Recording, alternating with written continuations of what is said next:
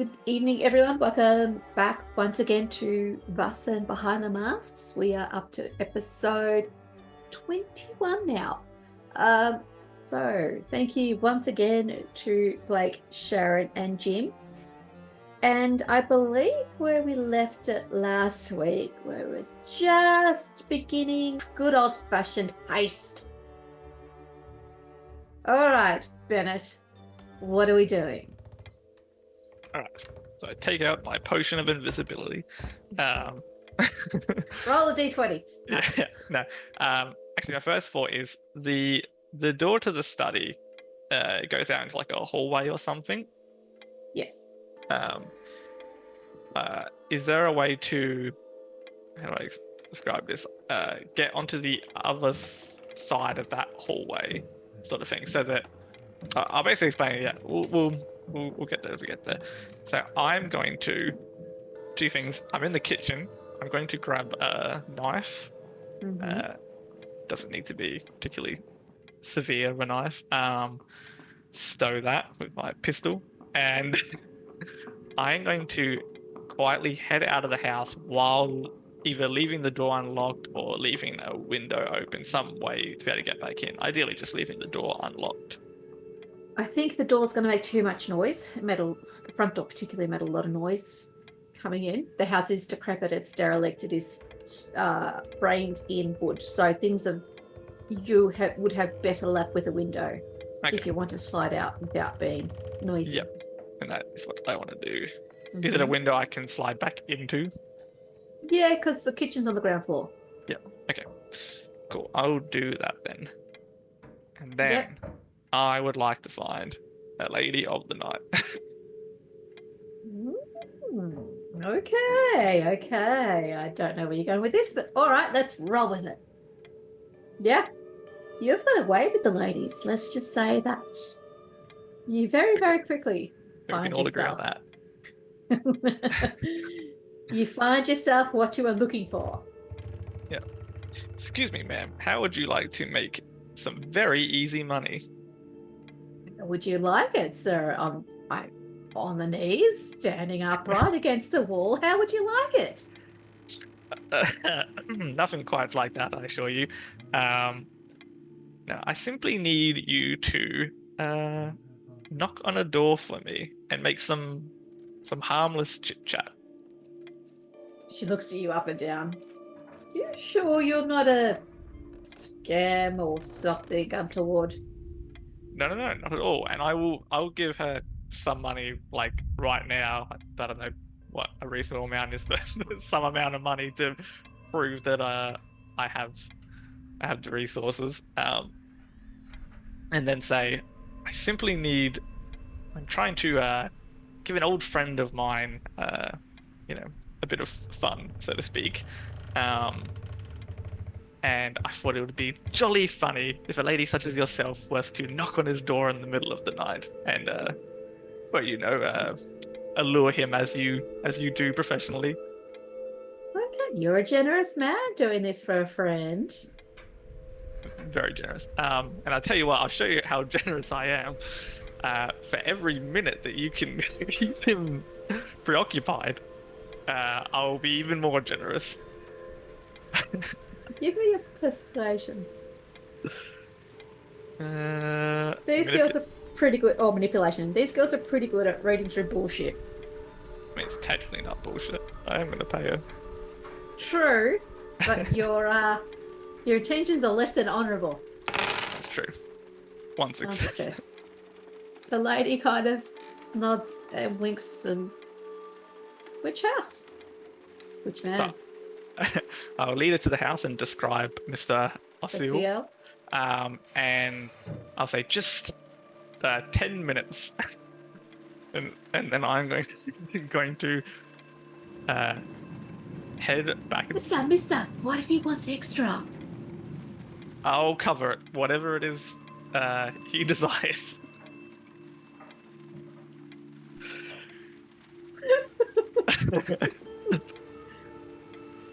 Okay. And then Bennett goes to go to the window and he pauses and he turns back and says, "But of course, nothing that you're not comfortable with." It's such a square.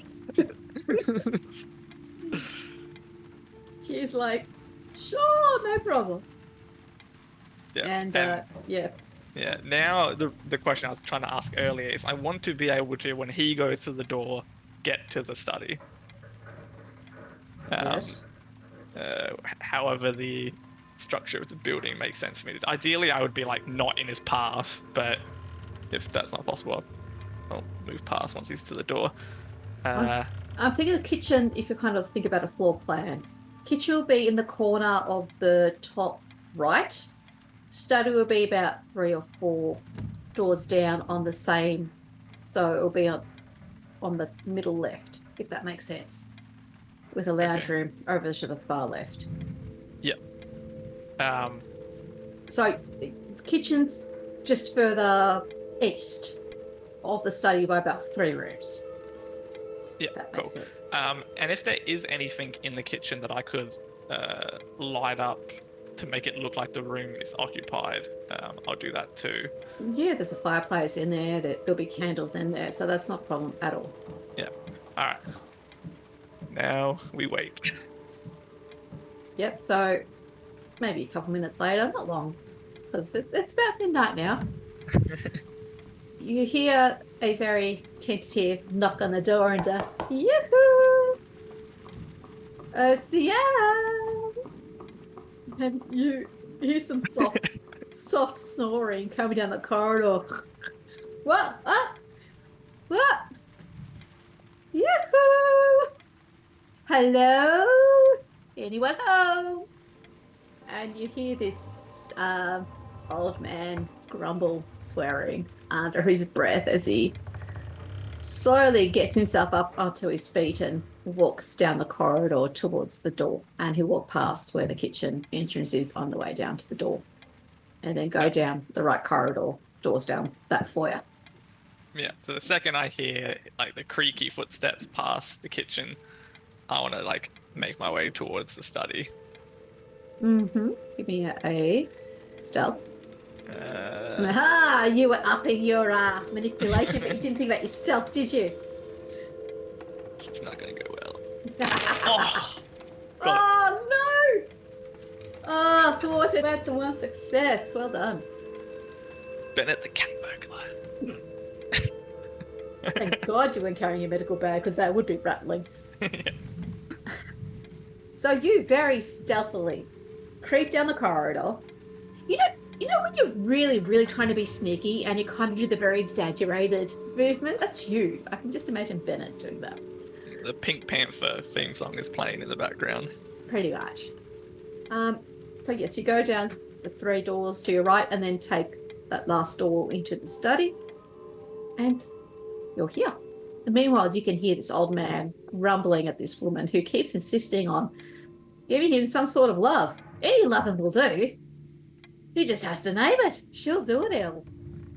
Take the opportunity, old man. It's costing me a fortune. Bennett is just like, all like, subtlety is at this point. It's scanning the walls. Like, what am I looking at? To your left is bookcases, a whole wall of bookcases, which is no paintings there. Dead ahead, there's a couple windows. There's a grand piano with a big dust cloth over it. There's also a small fireplace, and in front of that fireplace it's a big leather chair, and it's got a footstool at the base of it. It's got a blanket runched up on it, a bedside table. So that's where OCL's been sleeping. And to the right is this massive wooden, ornately carved desk. It would probably weigh half a ton. It's huge. And behind that is another big fireplace, and there's a couple of paintings on the wall. The big one stands over the fireplace, and you've got 2 smaller ones on either side. The 2 smaller ones are little portraitures, and the one in the middle is a landscape. And you know what? They're okay, but really they're not that good. What the hell do they want with that painting? So did I get any more detail than it's in the study? Didn't ask. Can I do an investigation roll to I guess, see if I can pinpoint any reason why any of these 3 paintings would be more noteworthy. Give me something. 3 successes. Damn, your dice are on fire today. Yeah, I can already feel the karma slipping. So let's wrap this up. I've got like 1 more success in me, I reckon. And so the success is 4. So as I said, the paintings on the other side are portraitures. One's of a man, let's say 1500s, and you can read under there's a vague inscription. It's very dusty, it's very warm, but you see the word Barbero on it, which is the name of the family who owned the palazzo for quite a while. And on the other side, woman, similar era. She's wearing, one of those big headpieces and a veil, and she's all beautifully done. And you see the word Carolina Barbero on that painting as well. So again, they're good quality paintings. They probably were done by a good painter of the time. Would you consider it a masterpiece? No, not really. It's a portrait. And the landscape over the top, it's kind of reminiscent. I don't know if Waterford did Lady of Shalott by this point, but yeah, it's a woman on a boat floating down a river. It's very medieval in style, but you look at it and it is a better quality of painting, better brush strokes, better techniques used. Not that you're an expert, but better colors used. No, wasn't the family with the Black Rose something different? Yeah, it wasn't Barbados. Yeah. I mean, Bennett's like, what the hell does a crime boss want with any of this crap? Think, how big is the larger one? I would or say the one over the fireplace, I should say. Yeah, I would say just over a meter by about 0.7 of a meter. It's not big. The frame itself is quite ostentatious, but the painting itself isn't that big. I think Bennett's thinking there's got to be something in the painting or something like that. So he's gonna take the large one and pull it down. And then he wants to open it from the back with the knife that he took. Okay. So you're sitting there, you pull the painting down from above the fireplace and you lay it down on the back of the desk and you start to leave the little toggles at the back open. All of a sudden, a rock comes flying through the pane of glass of the study window, and the glass explodes with a loud clatter of noise, and the rock thuds to your feet. You hear, "What? Who's there?" I'll look down at this rock. Is there anything interesting about it? It's a rock. It came from the street. I'm going to quickly look to the street. Do I see anyone? You do. You definitely see someone. You look out on the street and you see James Doyle just giving you the 2-fingered salute as Ossiel comes down the corridor as quickly as his aging legs can take him. Got to be fucking kidding me. I'm still on the first floor. What kind of windows are these? Can I open it? You could say it's been partly open for you already. Yeah. Depending on what kind of window it is, whether I'm going to risk jumping through a broken window. They would be windows that latch in the middle and open outwards. Yeah, I think Bennett hearing someone coming, he's just gonna jump out, push the windows open and already assuming that he's just been completely fucking screwed over. He's jumping. He wants out. He doesn't want a confrontation with this old man. Wow. Okay, I wasn't expecting that. Okay. Give me athletics. I think it's athletics. Let's see how your defenestration goes. Pushing it. Oh, wow, that's amazing. So you rolled a 0 and then you pushed it and you rolled a 0. Yes! So you go to throw your body outside the windows. The thing is, it takes a bit of skill to dive out of a window without, and these houses, they really don't build them like they used to. You hit the wooden frame and it creaks and groans and more glass shatters and you get sliced up a little bit. But it flexes and it throws you back into the house. And you land on the floor in a very unceremonious heap as the door bursts open and Ossiel sees you there. Bennett is immediately like, oh, God. And he's like grabbing himself, and he's like, and he like crawls to the window and he's yelling out the window, thief, thief. And then he's going to try to basically claim that that someone has broken in and attacked him and then fled, that he is not the perpetrator. Oh my God, this guy's not born yesterday. If you roll exceptionally well on your manipulation, this isn't just an ordinary one pass wonder you need. Come on, Bennett, you can do it. All right, well, One success. So that's not going to be enough. No, it's too. Then. Oh no! God. Are you taking conditions, by the way, with all this pushing? Mm-hmm. I am wounded and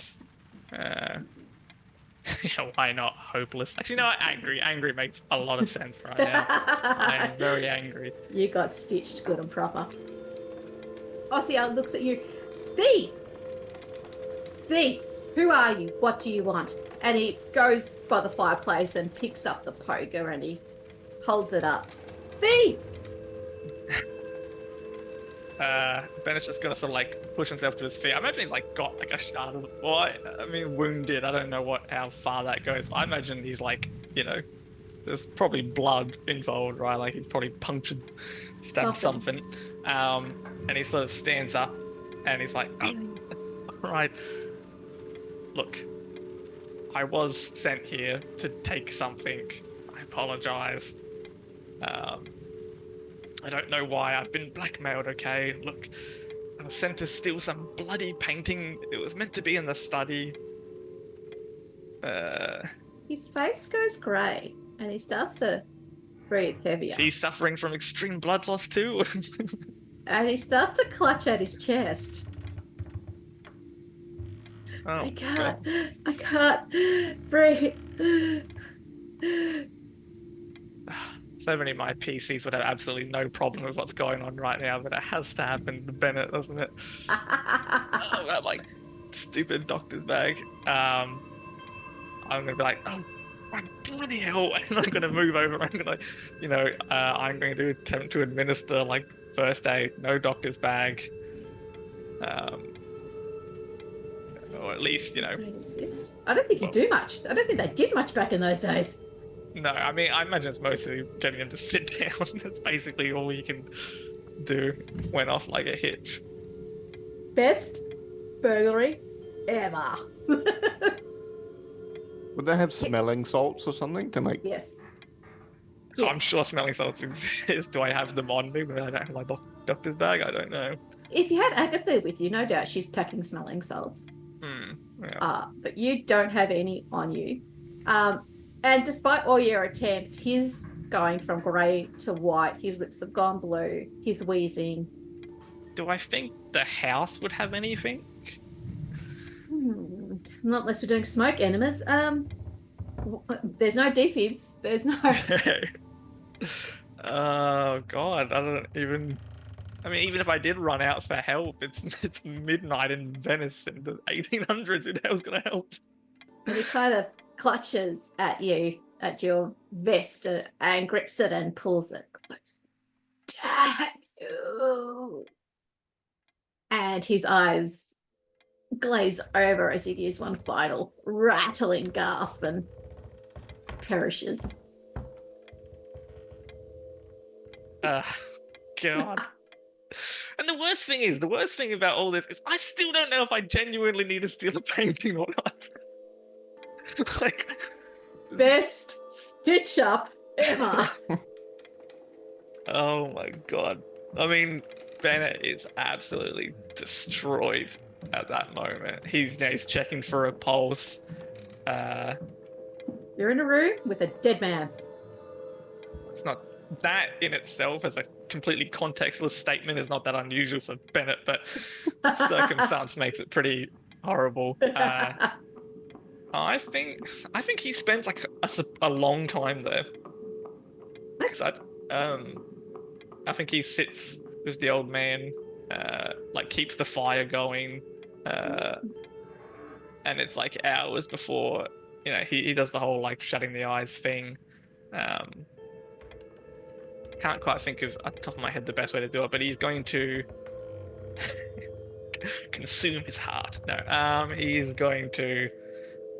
He wants to make sure this guy's found and not sitting here for a long time. So I think he's going to. Don't say set fire to the palazzo. I mean, yet again, it literally did enter my head. It's like this instinct. It's like, no, stop burning things down. I don't know. The window that was broken, is it? It's like street facing. Yes. I think he might potentially break a couple more windows and leave the front door open to make it super obvious to someone walking past that something's happened. And then he's gonna. Let me just do a quick. Did I leave any evidence at the crime scene? Got my gun. Pity about that one witness, but yeah, whatever. Yeah, no, he leaves, and he is just absolutely furious. Like it is this like blinding kind of rage, like the way Artemisia probably reacted to seeing the unicorn. This was like that for him, and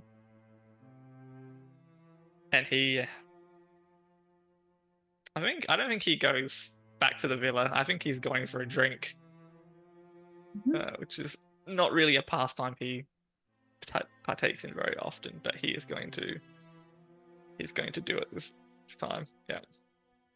All right, you can go and find some uncivilized little osteria, this pokey little shithole of a bar, and hit the booze.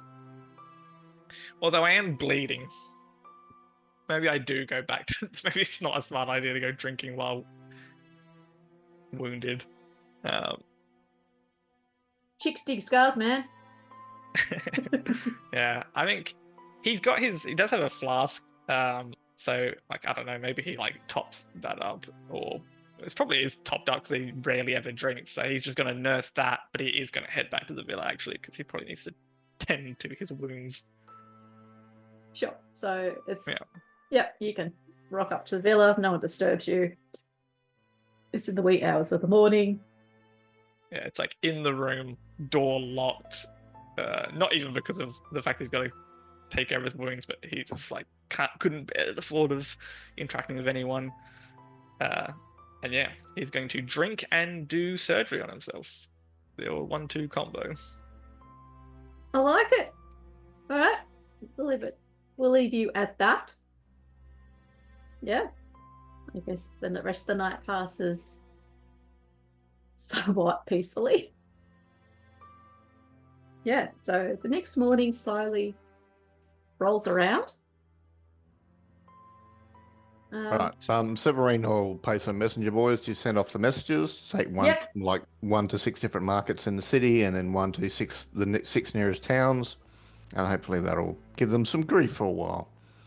I like the sound of that. Nice. Might piss them off and make them try and blow my head off, but I figured I was a target already anyway, so bugger it. Exactly.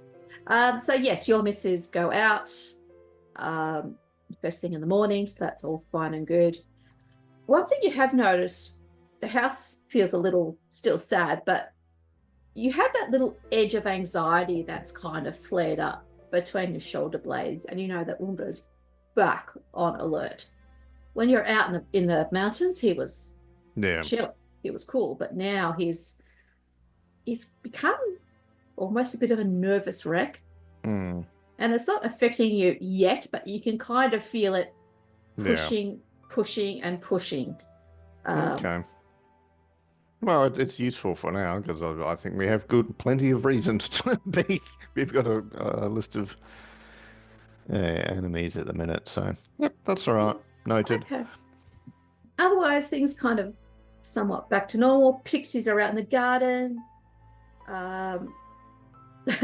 They are zipping around like hoons. They are hooning around. They are giggling and cavorting, and you can see them drinking something from these little cups, and it's like a bunch of kids on cordial. Dear God, they're psychotic. They're zipping and darting around like little psychos, and Artemisia tells them off, full of little mosquitoes for annoying her. Vittorio brings out the newspapers for the day as Artemisia gets breakfast going. Do we want to read the newspaper, or are we going to forego that? I'm sure it's only going to be good news, so let's have it. It's never bad news. Jeez. Here we go. Another body was located last night, believed to have been Gennaro Molfacon, a man who was visiting Venice from nearby Molinis. The eminent physician, Dr. Bennett, diagnosed the man with plague. The local authorities were convening for an emergency session that night to determine if Venice will be locked down to prevent any further transmission. The cases of plague and leprosy are a serious threat to Venice and Italy. In the meantime, the authorities are appealing for calm. Abbot Torone of the Convento di Reverandi Padri Franceschi writes a letter to the editor about the soul that was located outside the gates of the monastery. He denounces in the strongest possible terms about people engaging in connections out of wedlock. These bodies are the work of the devil. We have let devil into the city, and now it takes us one at a time. Plague and leprosy. Pray and repent your sins. La Donna Gaetana is selling 4 thieves' vinegar, guaranteed to stop the plague. Buy La Donna's vinegar. Spread it all over your body to protect you from the Black Death. Vinegar, garlics, herbs and spices from all corners of the globe. Come and buy your salvation. There is a recipe for a poor man's alicorn that speaks of several ingredients that sounds way too fantastical. Apothecaries are rationing the supply of chamugra oil, an extraction of the seeds of Hydrocampus withania for the treatment of leprosy. It will only be dispensed from the civil hospital. Well, that vinegar sounds pretty good. I might pop out and get some. Sure. 'Cause Turn lid it and it's all yours.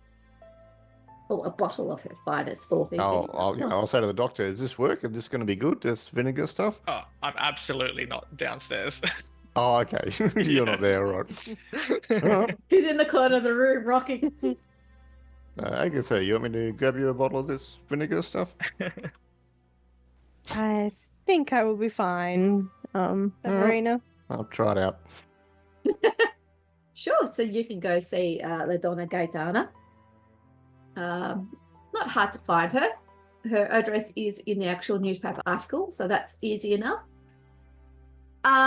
Yes, so she is this buxom middle-aged woman who looks very homely. Her hair's done up. She's well presented, and she's got a whole cart full of these 4 thieves vinegar. And of course, she'll sell you the best bottle of it. You, after all, are distinguished-looking gentlemen. You only get the best, and she'll only give you the best. Because she understands class. Yeah, not sure about that, but I'm certainly onto a good thing if I can help keep me from the plague. Check the mental. Absolutely, sir. Good If I stuff. buy two, do I get a third one free? Absolutely not. This is in high demand. Lots of Is there people lots in of this other? city. Are there lots of people around us at the moment? This is early. All right. All right, two bottles then. Oh, 20 litre.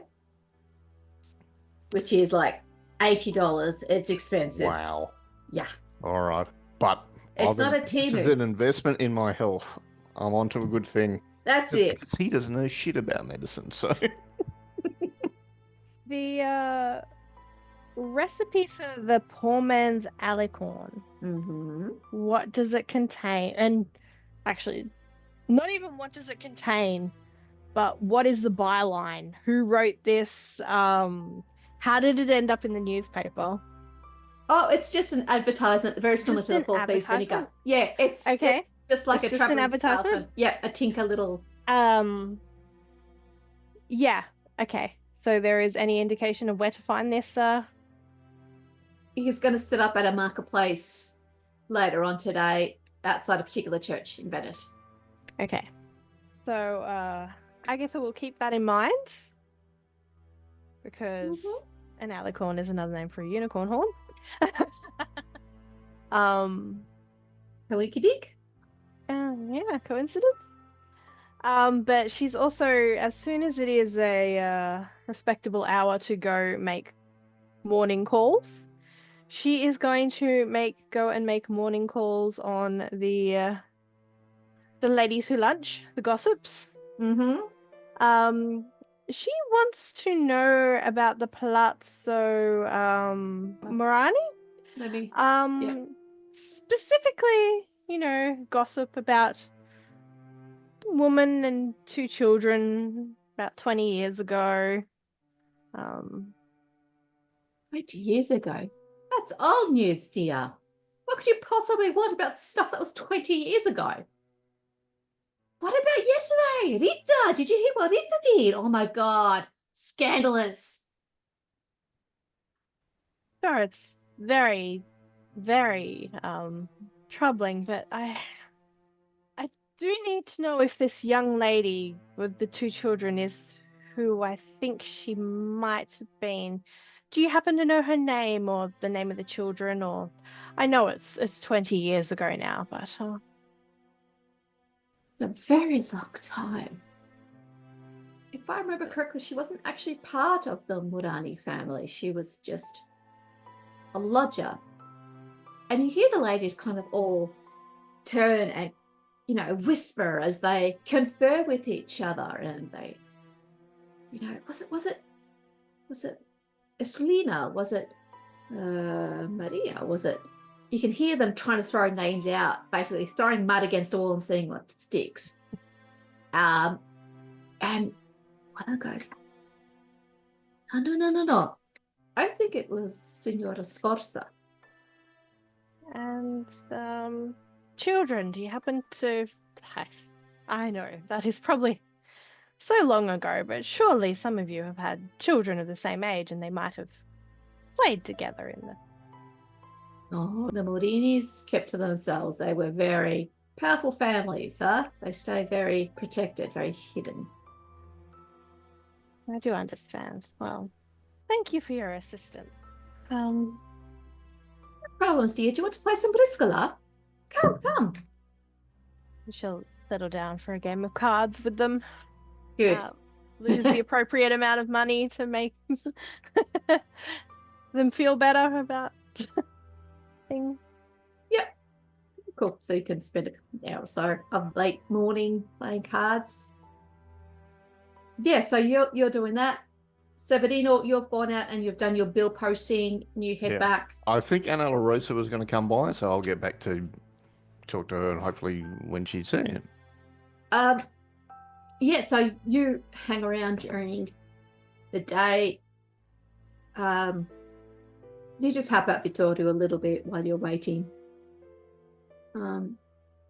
Umbra's still quite agitated. You You pick up a glass to have a drink and it shatters in your hand. Well, to try and relax myself, I'll sort of talk to Vittorio and tell him a bit more detail about, the encounter with the winter lady and then finding the siblings in the woods, and just describe it in case something jogs his memory, and that'll hopefully give Umbra some time to calm down.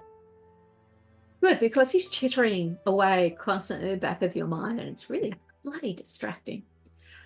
So yes, you tell Vittorio, even pretty much a blow-by-blow account of what happened over the last few days, and Vittorio nods. He understands.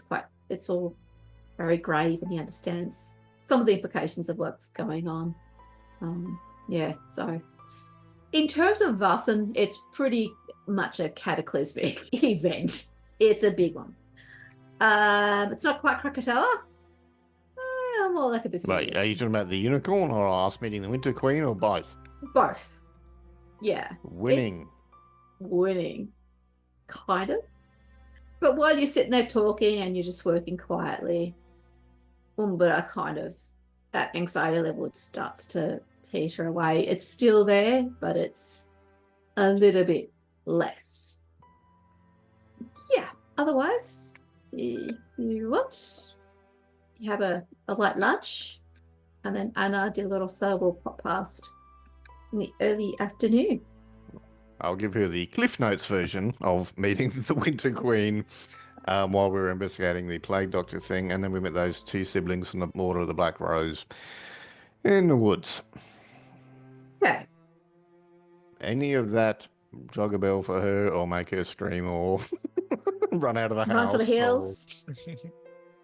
You do speak to Ana de la Rosa about these events. I'm just chatting in the dining room, so if anyone wants to jump in the conversation or whatever, go for it. Yeah, I don't know if you're still there, Bennett, or you'll hear the quiet murmur of voices downstairs. I was actually going to ask, so we have somewhere we store guns. Do we have like a shooting range or anything like that? Like, I think we just set up some stuff on stools out in the garden and had a bit of a practice, I think. Is the villa like soundproof like that, or is it just normal to hear gunshots ringing in the villa? You don't really want to hear gunshots ringing in the villa. It's probably not good. Perhaps, as I said, in the cellar, but the report in there would be really That's all right. Okay. freaking loud. Actually, I'm going to change the whole De La Rosa thing. I'm going to say she drops a note off in the morning to the house and goes, please meet me at San Marcos Square, close to the Bridge of Sighs, the Pontes di Sospire. Okay. After the church bells toll for morning mass. I'll go and ask Agatha, when does the church bell toll for morning mass? Because I've got no idea. Heathen. Yes. Yeah, I was going to say which one, the 6 a.m., the 8 a.m., the 11 a.m. Let's go with the 11 a.m., which will tie up nicely with the way when you finish your card game. Well, so yeah, I got this message to go and meet her. If you want to come along and have a chat, fine. But I was just going to relay our recent events. Hopefully, she might be able to shed some light or some useful information. I'll join you. I do have some time before I wish to be out to the market. So, as 11 o'clock nears, you two make your way down to San Marcos Square. And next to the Duke's Palace is the Bridge of Sighs, which connects the palace to the dungeons. Beautiful little thing. But yeah, you stand there waiting, and the sound of the church bells fill the air as the allotted time comes past. And you see Ana de la Rosa leave the Basilica di San Marco and make her way towards you. She has her head covered with a black veil and is dressed in simple, modest clothing of a peasant. Severino, Agatha, welcome back. Shall we walk? Please. And she'll gesture for you to walk with her, and she walks towards the lagoon and follows the canal down the Riva di Scivoli to the east along the lagoon. So basically walking along the promenade. Okay. So yeah, I'll give her the Cliff Notes events of the looking for the plague doctor, getting kidnapped by the Winter Queen, the brother, then both siblings in the woods, and then I sort of content warning before the unicorn bit. Agatha is going to jump in when you mention the siblings, and she's going to say, I believe that they are or were in Venice approximately 20 years ago in the company of their mother, Signora Sforza. Troubling that you tell me about this. The unicorn itself is vaguely disturbing. The repercussions of this event will be felt decades. Winter Queen, very lucky you survived. She's well known for taking those who end up in her mountains and never come back alive. Well, I've had generals when I was in the army were like yelling at me, and it felt like that. She expected to be obeyed and was quite annoyed easily. Wouldn't you be if you were in her shoes? Yeah, I'm not debating that part. We just didn't realize we were working for her until that point, I think. We must find these siblings. Would that have something to do with the notices that have been posted around Venice?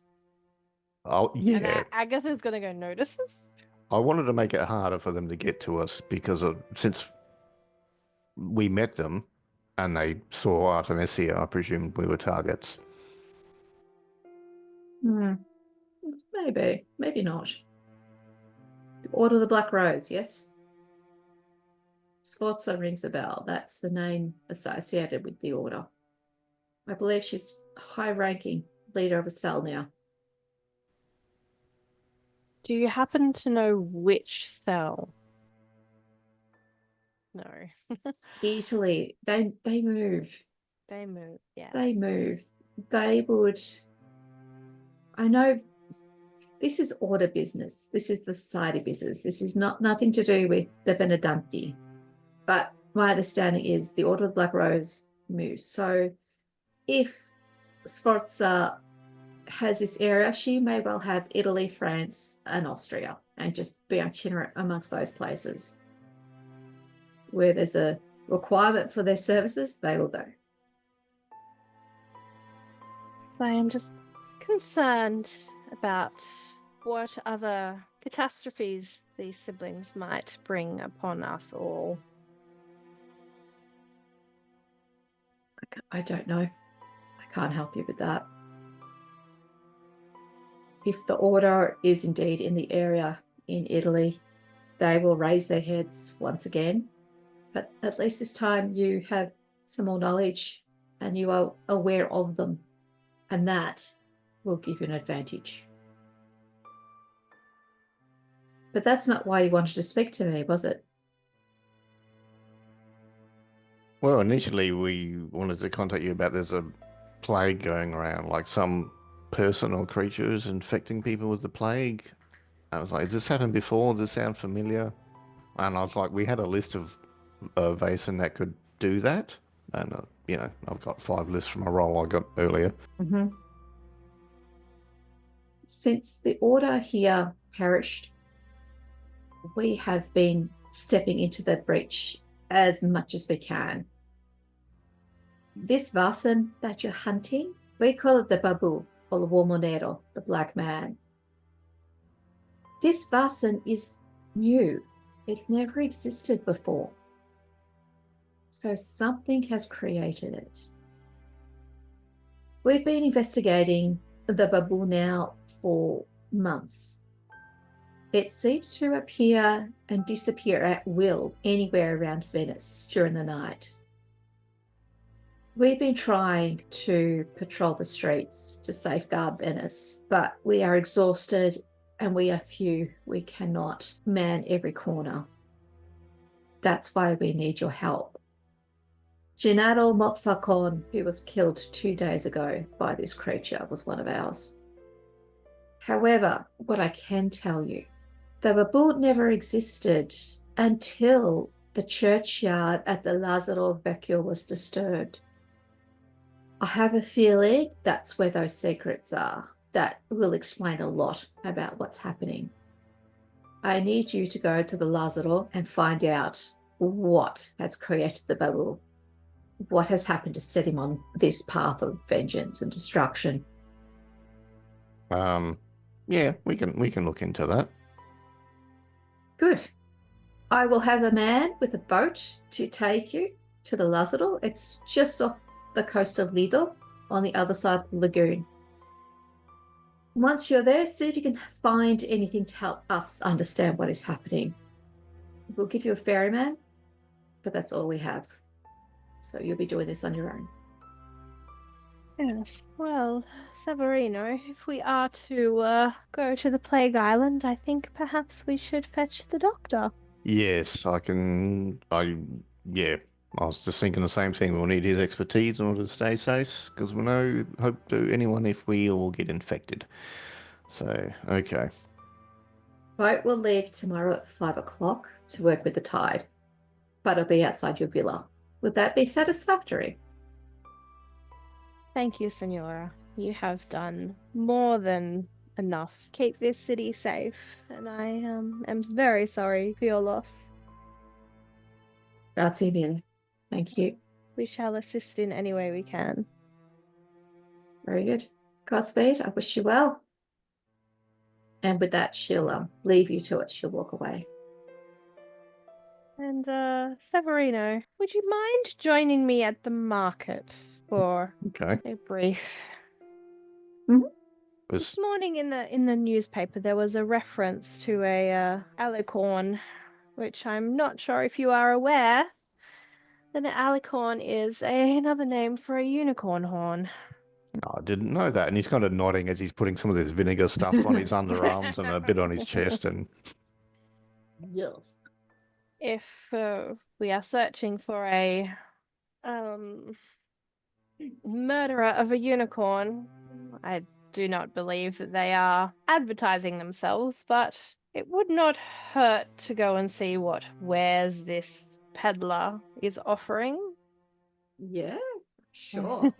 So you go to the marketplace that was mentioned in the article, and you find this tinker. It's just a couple of teenage, like early 20s men. They look a bit scruffy, scraggy, but you know, their patchwork jackets, they're a bit frayed, they're a bit warm, but they try and spruce themselves up, and they stand on a soapbox and start spuking their alicorn powder and how it's fantastic. It stopped the plague dead in its tracks. It might stop you when you're dead in your tracks too, but let's not talk about that. Like, they are your flim flam, your snake oil peddlers. Take advantage of the situation as it stands. And they hold aloft a little bottle of midnight blue, and they hold it up in the air. This is your salvation. all right. This will save you. I'll look at Agatha and say, should we get some of this? This sounds pretty good. Agatha is going to put on her best imperious governess and walk straight up to them and go, "Young men." Yes, Senora. Would you like some? I've got plenty for you. You're such a discerning customer. I will ask you this once, and I expect the truth. Oh? What is the actual ingredient? Nah, I mean no harm, but I must know. Senora, that's a closely guarded secret. Can't give you my recipe. Young man, I have no concern for your recipe. I have concern that there is someone who is, or at least may be, implicating you in a murder. Was that murder? We haven't murdered anyone. Tell me you jest. I am afraid I do not. You have seen the flyers around the market about this heathenous siblings. A glance between them. Give me a observation. I want to see if you can pick up this unspoken Can I say communication. no in my luck? The answer is no. Oh, no. One I have one success. success. Woo. You kind of catch the look between, and the smile goes a bit brittle, a bit fake. And you know this look. It's when your children that you have governed for haven't done their homework, and you get the impression that these boys cannot read. Flyers, Senora? Yes, of course we saw the flyers. Well, suffice it to say that they are wanted amongst other things, but for murder or destruction of all things, a unicorn. No. This is purely herbal, Senora. Nothing was harmed in the making of this. Well, I do thank you for setting my mind at ease. You do look like such lovely young men. Would you like to try some vinegar I got? There's 20 lira. It's all yours. It's really good. Just And- 1.5 brain cells. I'll give you Yeah. 10. It's worth more than that. I couldn't possibly sell it for less than 15. Oh, 12 at the most. All right, then. Done. All right, so I made 2 lira on my second bottle. Yeah.